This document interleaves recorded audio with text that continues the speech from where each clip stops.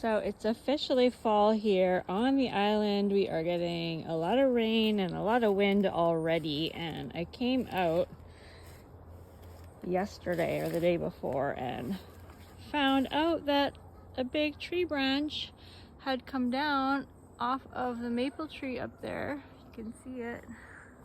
It's ripped right off, came down and landed on the very corner of my garden fence. So it looks like I'm lucky that it didn't break the fence. Here's another angle. You can see that it just made contact with the very corner of my fence. So just bent down over there, but quite a big branch down there. You can't really tell how big it is, but definitely got to do some cleanup.